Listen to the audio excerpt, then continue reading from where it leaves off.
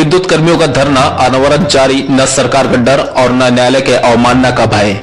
अयोध्या जनपद में विद्युत कर्मचारी संयुक्त संग्राम मोर्चा के समिति के घटक दलों द्वारा आज तीसरे दिन भी धरना प्रदर्शन मुख्य अभियंता कार्यालय के समक्ष जोरदार तरीके से जारी रहा।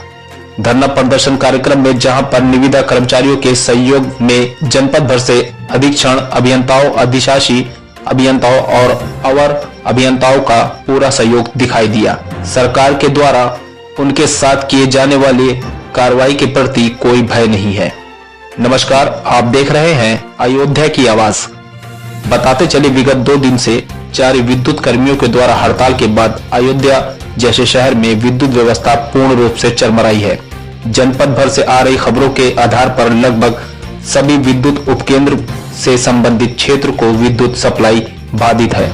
सरकार के सख्त रुख के कारण जहां पर कल देर रात से विद्युत उपकेंद्र पर सप्लाई तो जारी कर दी गई, लेकिन जिन केंद्रों के संबंधित क्षेत्र में किसी फॉल्ट के कारण उनको अटेंड न किया जाने के स्थिति में हड़ताल के कारण उनका निस्तारण न हो पाने के कारण आज तीसरे दिन भी लोग बूंद बूंद के पानी के लिए तरस गए हैं।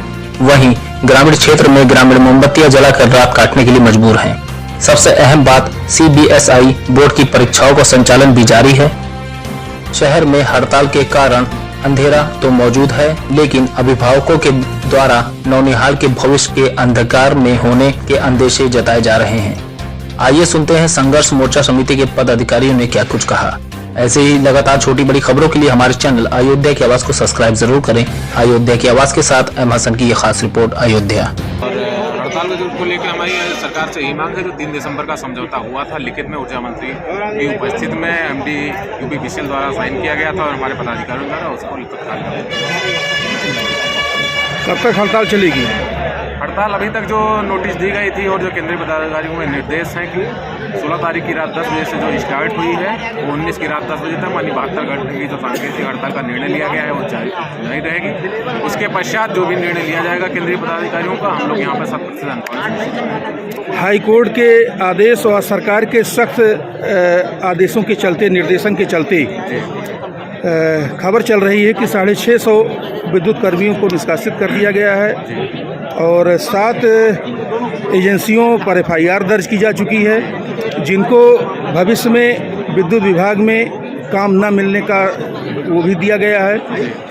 तो सरकार की नीतियों के अनुसार हाई कोर्ट के आदेशों के सम्मान में आप लोगों के द्वारा क्या कदम उठाया जा रहा है?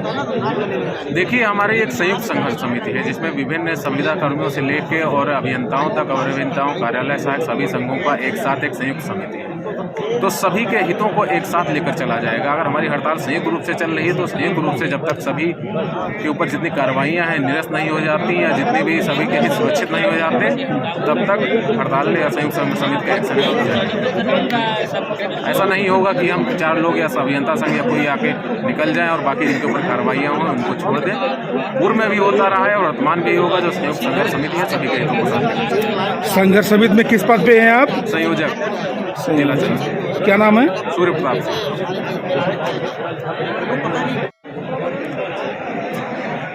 हड़ताल के संबंध में आप लोगों की क्या मांगे हैं?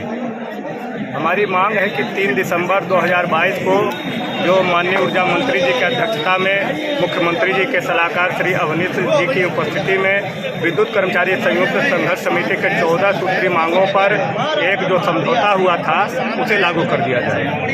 नहीं, उसमें कुछ बिंदु, महत्वपूर्ण बिंदु होंगे, वो बताइए।